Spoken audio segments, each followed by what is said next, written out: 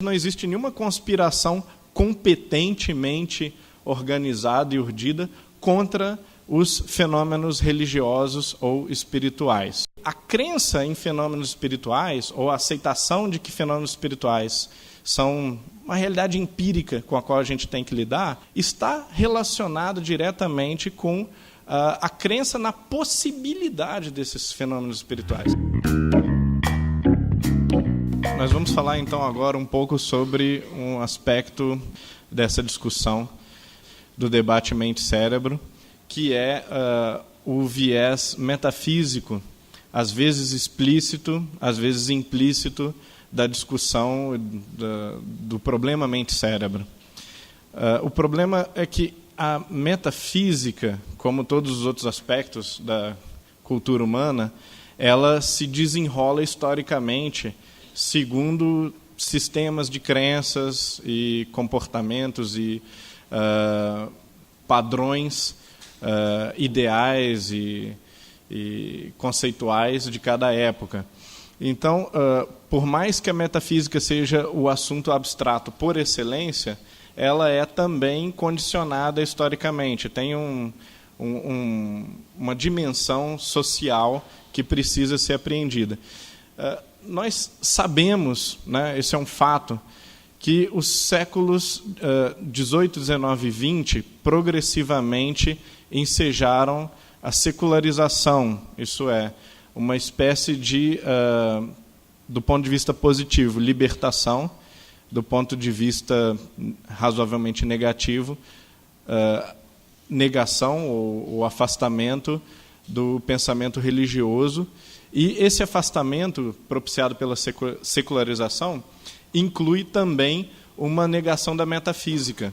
Então, genericamente, a minha fala ela vai endereçar esse problema conjugado, que é o processo secularizador como processo de negação cultural de questões que, a princípio, eram religiosas, mas que extravasam também para o campo metafísico.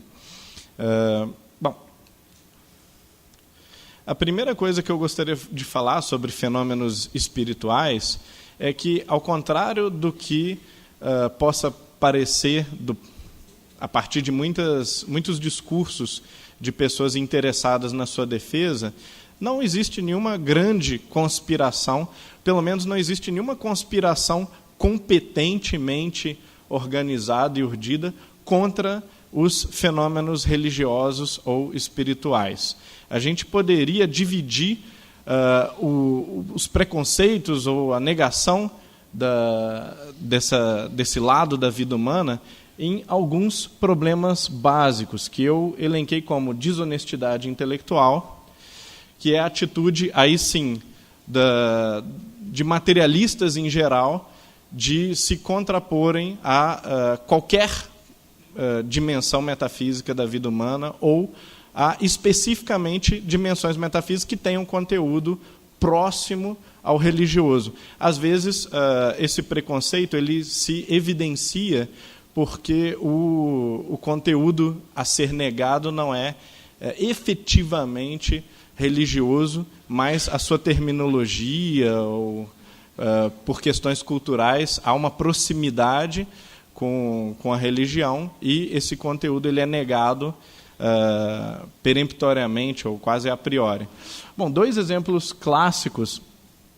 John Dupré, que é um famoso filósofo da biologia, no seu livro Processes of Life, ele tem no começo do livro uma frase bem intrigante, que é mais ou menos assim, eu vou citar livremente a frase, mas é quase exatamente isso que ele diz. No mundo onde as pessoas são cientificamente informadas,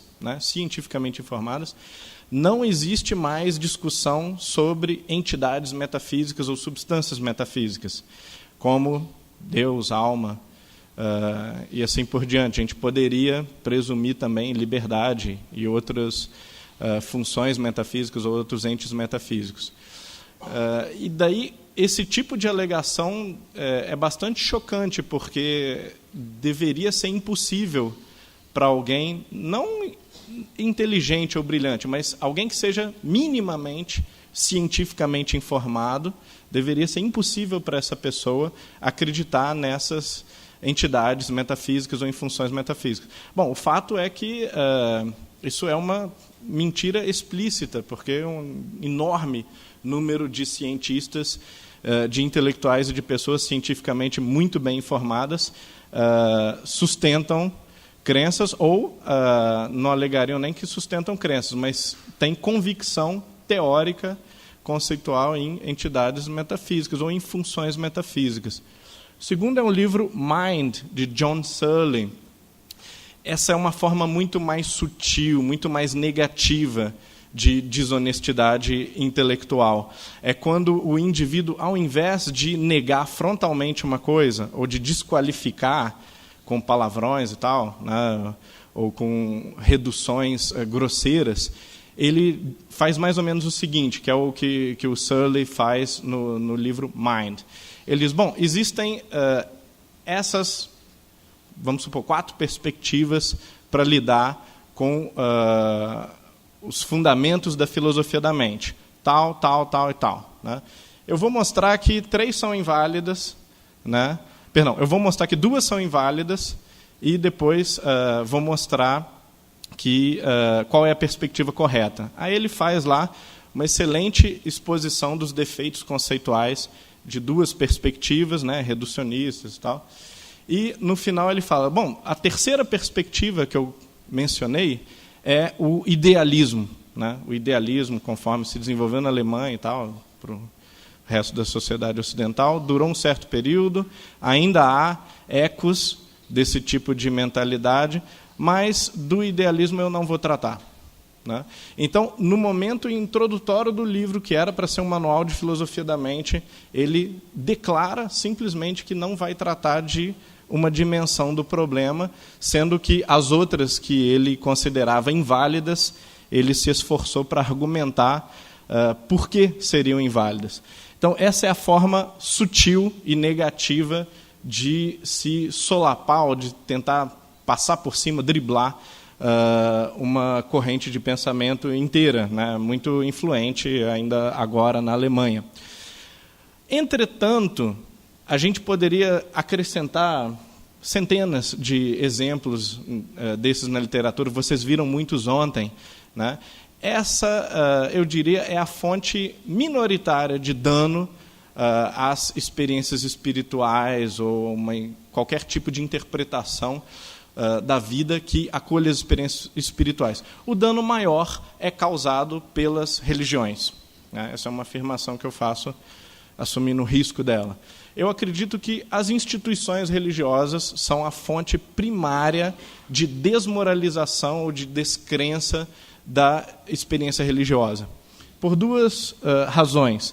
Negação teológica bairrista, que é um fenômeno onipresente nas religiões, onipresente, e particularmente forte nas religiões muito institucionalizadas, aquelas que têm um projeto de carreira para os seus sacerdotes, por exemplo.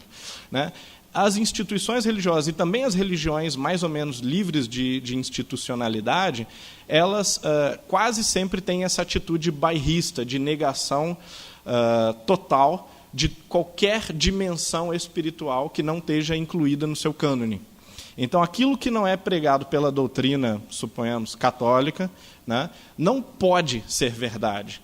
Aquilo que não está dentro dos textos clássicos do budismo não pode ser uma experiência efetiva. Ou, quando a gente conversa com teólogos, com monges, com autoridades religiosas muito competentes, a gente observa argumentos falaciosos, né, claramente falaciosos, do tipo, bom, talvez essas experiências de visões da Virgem Maria ou dos santos, talvez isso seja verdade, mas isso é claramente muito inferior à experiência meditativa que um monge budista pode ter, por causa dessas e dessas razões. E o problema com esse tipo de argumento é que, primeiro, salta às vistas que há um problema pessoal, psicológico e sociológico de não aceitação de outras experiências que não são enfatizadas pelo meu grupo religioso, e também há quase sempre uma ignorância profunda a respeito dessas outras experiências que são desqualificadas. Um outro problema muito forte que atinge as matrizes cristãs muito mais do que outras religiões, notadamente mais do que qualquer outra religião atualmente, é o problema cultural da vergonha teológica. É quando teólogos, sacerdotes ou praticantes de uma religião têm um certo pudor excessivo ou sentem ser, de certa forma, humilhante, embaraçoso ou delicado, no mínimo, falar de experiências espirituais ou de fenômenos espirituais e religiosos. Então, o melhor exemplo disso é o estado avançado de secularização, por exemplo, do luteranismo, né?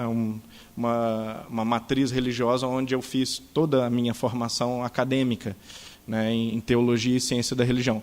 E no luteranismo, embora as origens fossem intensamente ligadas à experiência espiritual, nos últimos 150 anos, o processo de secularização fomentado por filósofos dessa denominação religiosa e por teólogos também, em grande número, tende à secularização intensa. Nós vimos ontem também um dado de que aproximadamente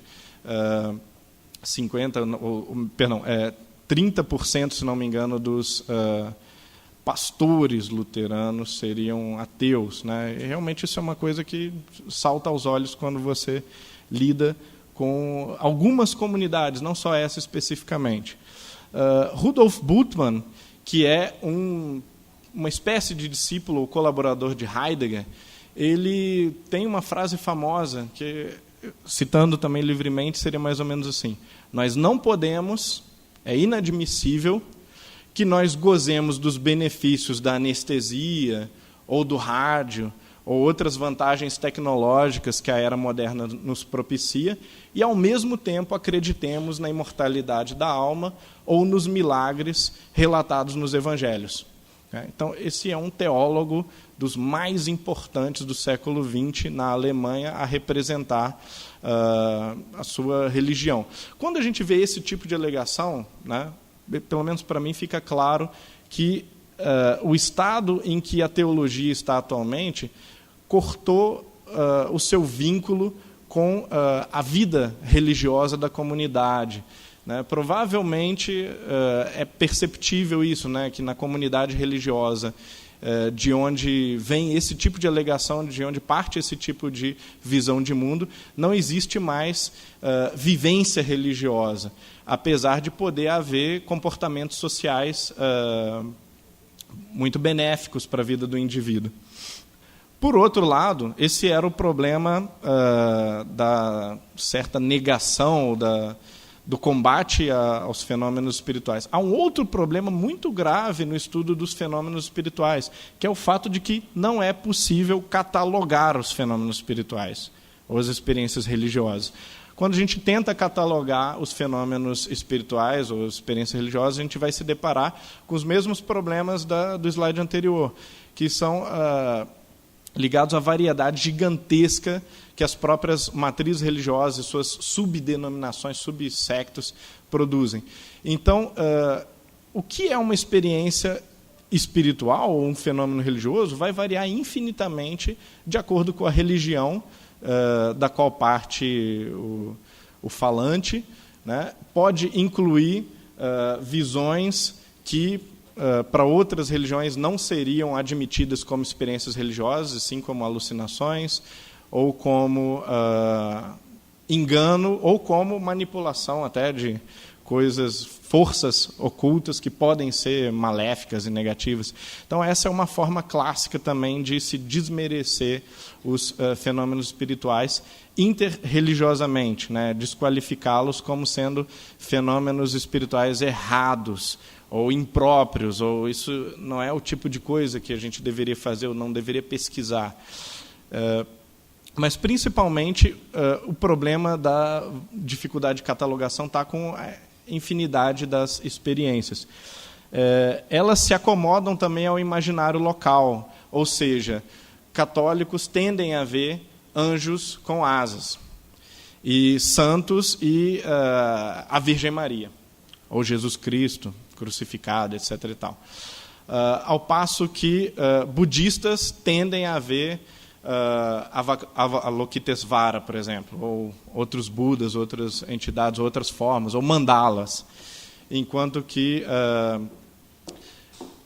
indivíduos pertencentes a denominações mais iconoclastas, eles podem nunca, na sua vida religiosa, ter visões, e sim sensações muito abstratas, ausentes de forma, de som, como a sensação de uma luz, de estar num espaço infinito, alguma coisa assim. Então, o fato de as experiências religiosas variarem de forma determinante, até determinada pela sua denominação religiosa, pelo seu conjunto de crenças e de imaginário popular, nos leva a suspeitar que elas tenham também um forte componente cultural. E isso torna difícil a catalogação e estudo dos fenômenos espirituais, porque até que ponto essas experiências não são propiciadas por processos psicológicos ou sociológicos, às vezes nada religiosos. Um outro problema é que, um ponto positivo, da variedade é que, por mais que haja essa variedade, existe sintonia, existe certo pano de fundo comum nos fenômenos espirituais, nas experiências religiosas. Algumas podem ser consideradas, dentro de uma matriz ou outra, positivos ou negativos, mas quase toda experiência religiosa vai ser interpretada por um religioso como sendo uma experiência boa ou má, né? Mesmo que ela seja legítima, o seu sacerdote ou um especialista qualquer numa religião vai dizer, bom, essa experiência é legítima, foi um fenômeno espiritual, mas um fenômeno espiritual com lado trevoso ou ruim do mundo espiritual, alguma coisa mais ou menos assim, ou bom. Então, há uma certa relação que, por mais que varie culturalmente, é estável, né? E, por fim, há uma percepção também muito unificada de que fenômenos espirituais são, quando eles são positivos, quando eles são reconhecidos como positivos pela sua própria matriz, eles tendem a ser promotores da saúde mental e até física, de uma qualidade de vida difícil de mensurar, mas que existencialmente está presente nos relatos dos convertidos. Então, William James trabalha isso nas variedades da experiência religiosa como uma espécie de caráter transformativo para melhor da experiência espiritual, pelo menos intensa. Ele toma muito cuidado em colocar essa cláusula no comecinho do livro, né? Não estou falando de todas as experiências espirituais, todas as experiências religiosas, eu estou falando daquelas experiências capitais, vividas por pessoas que são consideradas exemplares dentro das suas comunidades. Eu acho que é sempre no momento mais intenso, ou então nos seus exemplos mais contundentes, que um fenômeno se mostra na sua inteireza, na sua essencialidade. E não andando pelo calçadão e questionando as pessoas, o que você acha sobre a sua conversão a essa igreja e tal, né? Quando você fizer esse tipo de teste, as respostas vão variar muito mais do que quando você buscar os ícones de qualquer grupo religioso que seja. Bom, há uma distonia também grande que todas as religiões reconhecem ancestralmente entre a originalidade da experiência fundadora e a sua divulgação. Por exemplo, quando você pergunta para Buda ou para Jesus o que aconteceu, o que ele sentiu, viu ou experimentou, geralmente os presentes, os discípulos diretos, eles dizem, bom, eu não sei transcrever exatamente em palavras o que aconteceu, mas eu tenho convicção muito forte de que foi algo transformativo, como diz William James. Quando você indaga os membros de uma segunda, de uma terceira geração discipular, você observa que há uma decadência muito rápida de preservação da originalidade dessa, vamos dizer, pureza, com certo cuidado, dessa experiência espiritual. Então, isso propicia, inclusive, cismas internos entre os discípulos, né? E nós vamos ver a proliferação de seitas ou até de divisões, fraturas muito profundas, de novo, em todos os grupamentos religiosos, muito rapidamente após a morte daquele indivíduo que tinha experiências espirituais legítimas ou que tinha experiências espirituais capitais. Então, isso sugere para nós que as experiências espirituais não podem ser facilmente, ou talvez não possam ser em absoluto transmitidas, ou que a sua transmissão é tão defeituosa que a interpretação dela passa a ser uma interpretação totalmente externa, que não permite ao ouvinte se vincular minimamente às características principais, ou as características benéficas que sejam daquela experiência espiritual. Bom, o problema disso é que há uma tendência muito clara, com o afastamento que os discípulos têm dessa originalidade da experiência, há uma tendência muito clara à fantasia e à dogmatização ou a teorização das experiências, que faz com que cada vez mais se perca o vínculo com o aspecto empírico real do fenômeno.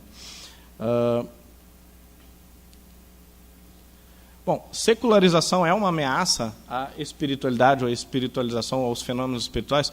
Aparentemente não, porque indivíduos bastante secularizados, que eram maus exemplos das suas matrizes, das suas denominações religiosas, tinham notadamente fenômenos espirituais, ou experimentavam com muita frequência ou com muita intensidade vivências espirituais. Então nós temos desde a antiguidade, né, Pitágoras, uma série de outros pré-socráticos, de outros teóricos e filósofos da antiguidade tinham experiências espirituais, né? Demócrito fala sobre telepatia, Pitágoras fala sobre uma harmonia cósmica que é perceptível não só teoricamente, mas até empiricamente, quase como uma música que é possível ouvir a partir da contemplação, né, do universo, né? Sócrates e Platão, com mais força ainda, vão falar claramente de experiências específicas, como o êxtase místico de Sócrates, que era frequente, né? Ele ficava várias horas.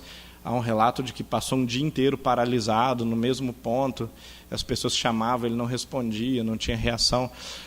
Então, a descrição desse tipo de experiência por parte de indivíduos, até certo ponto a gente poderia considerar laicos, não afiliados, ou que não eram exemplos, ou que para a comunidade da época não eram bons exemplos de seguidores de nenhuma religião particular, né?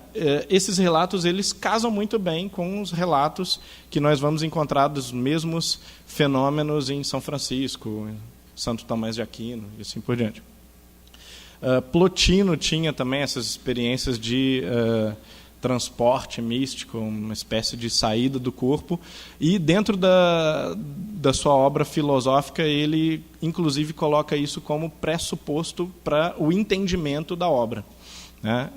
A obra é um exercício intelectual, mas vai chegar um momento, né, da obra plotiniana que, se você não tiver um transporte místico e uma contemplação direta do todo, fora do corpo, alguns aspectos centrais da teoria não podem ser compreendidos, né?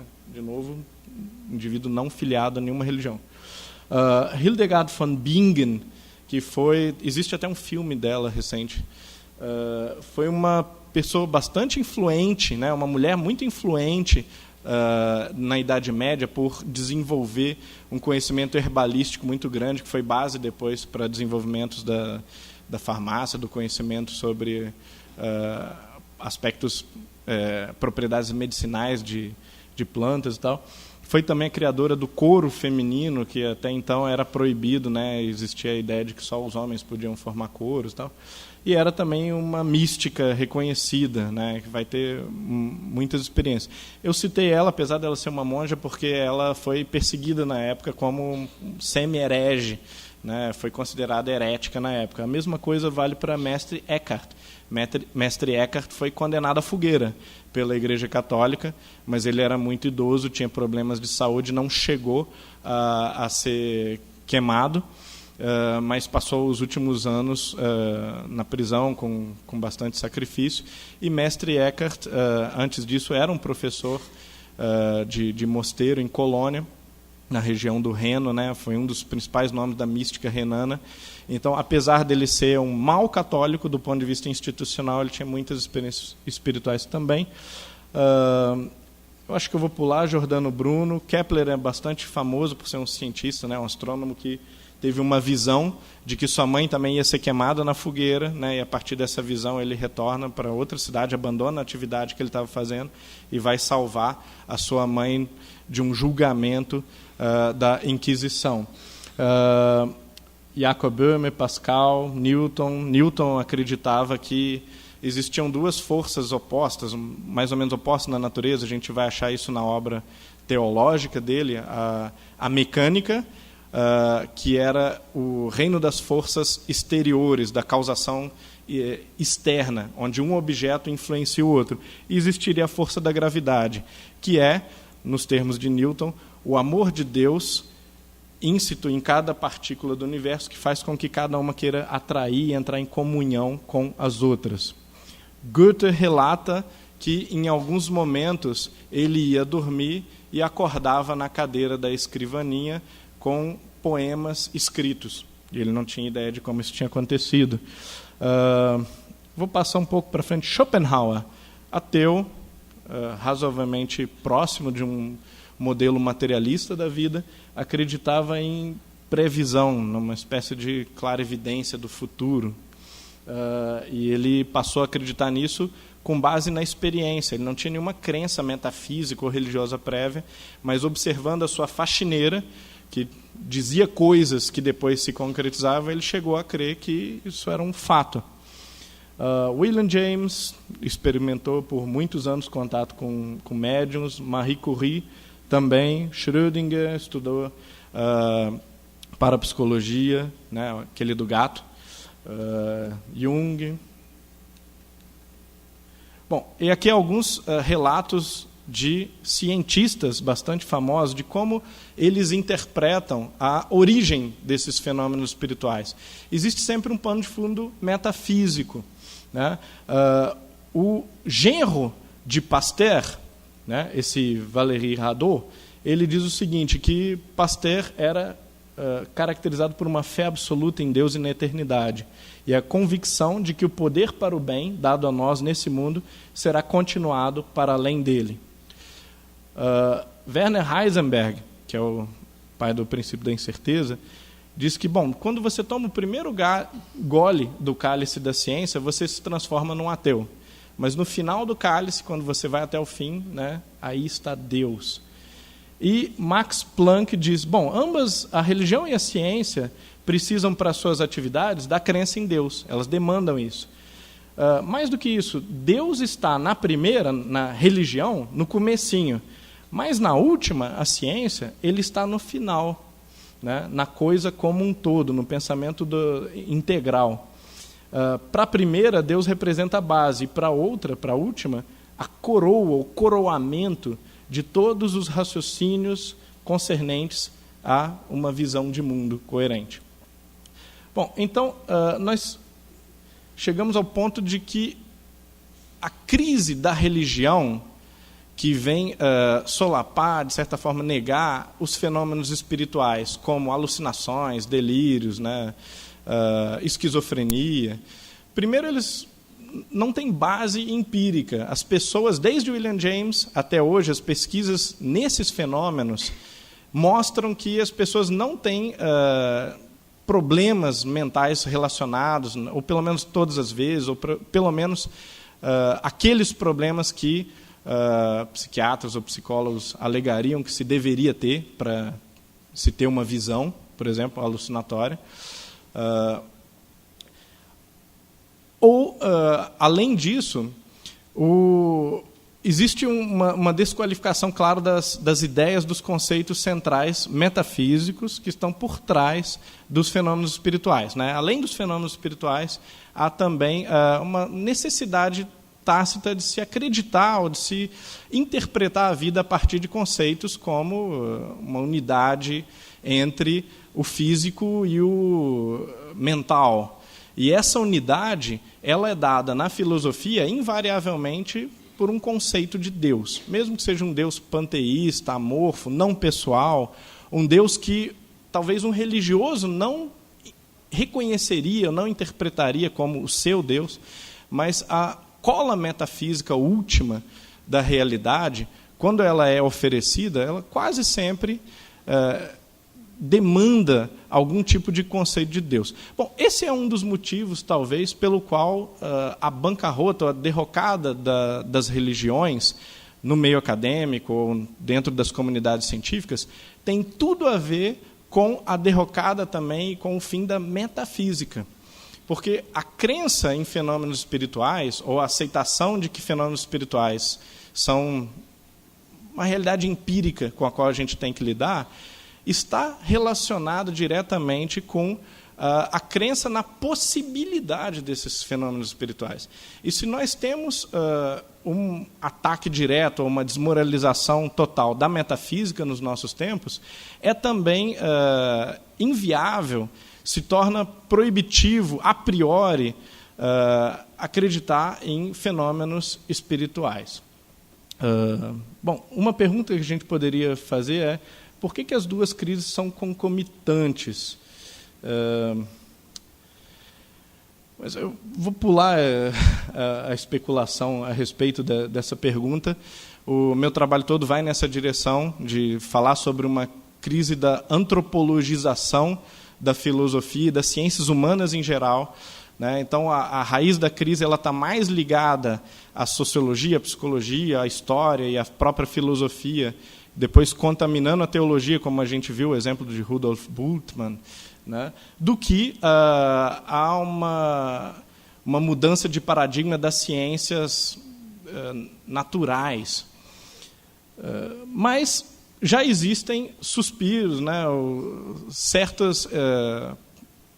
certo ar novo no ambiente filosófico de renascimento da metafísica. Já no auge da crise metafísica, quando William James retira da metafísica o seu peso substancialista e a relação com algum tipo de discurso que fosse complementar a ciência, mas ainda sobre o mundo natural, o que cada vez mais é visto ao longo dos séculos XIX e XX como uma coisa imprópria, e isso, até certo ponto, é impróprio, porque há discursos metafísicos que vão lidar com temas que são puramente naturais, e ele enxerga visionariamente a metafísica como uma organização da coerência das nossas ideias, né? Um projeto de coerência para as nossas ideias.